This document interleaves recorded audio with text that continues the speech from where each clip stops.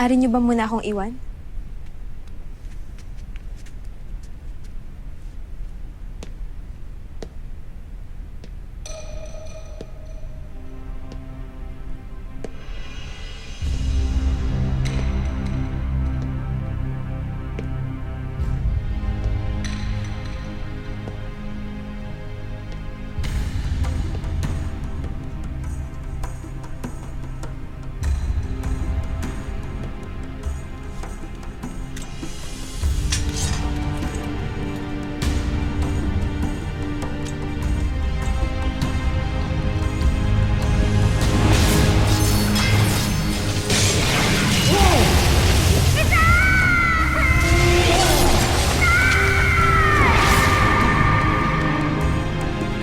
Pangako na kahit kailan hindi ka hahawak ng espada.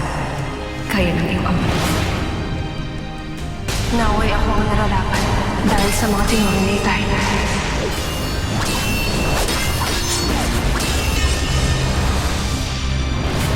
Anong nangyayari sa akin? Bakit nakita ko sa aking isip ang nakaraan ng haraamihan? Ito ba ang lahat na nakita ko ngayon? Nangyari ba talaga ang mga yan sa buhay ni Hara Amihan? O gawa-gawa lang siya ng isip ko? Mariana? Ano nangyari sa'yo? Bakit tila yata tutulala ka? Walter Rama, may pumasok lamang sa aking isipan. Hindi ko alam kung ito ay totoo o hindi. Kay Hara Amihan ng espadang ito, hindi ba? At minsan mo nang pinangalagaan ito nang magkagulo dito sa Lireo. Tama ka. Maaari ko bang itanong kung paano niya nakuha ang espadang ito? Ang sandatang yan ay nagmula sa kanyang ama na si Rakim na namatay sa mga kamay ng mga hator kay Hagoy. Mula pa noon na hindi na hinayaan pa ni Amihan na mawalay sa sandatang yan kahit patutol dito ang kanyang ina na si Minea.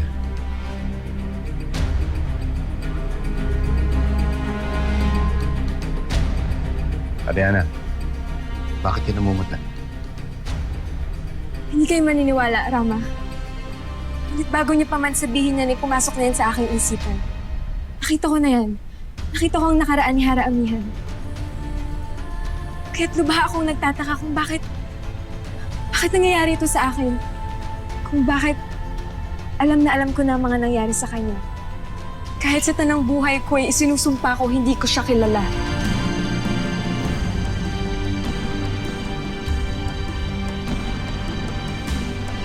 Tungkol kay Amihan, pagkat isa siyang bantog na Hara.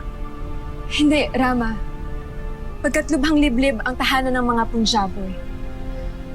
Na kahit anumang balita hinggil sa Lireo ay bihirang nakakarating sa amin. Kaya hindi ko alam kung saan ko nalaman ang mga bagay na tungkol sa kanya. Walter, Ariana, ngunit ayoko na pag-usapan pa mga bagay na ito. At kung maaari, bitawan mo na rin ang sandatang yan at lisanin ang silid na ito. Susunod.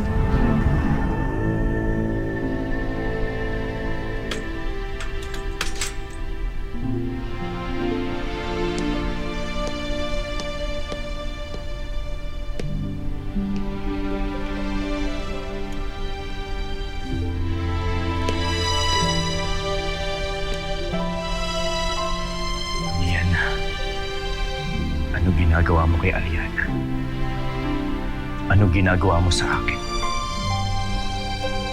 Bakit sa tuwing nakikita ko siya, sa tuwing hawak niya ang kanyang sandat at nakikipaglaban, ikaw ang aking naaalala? Sabihin mo sa akin, Amihan, ano ibig sabihin nito?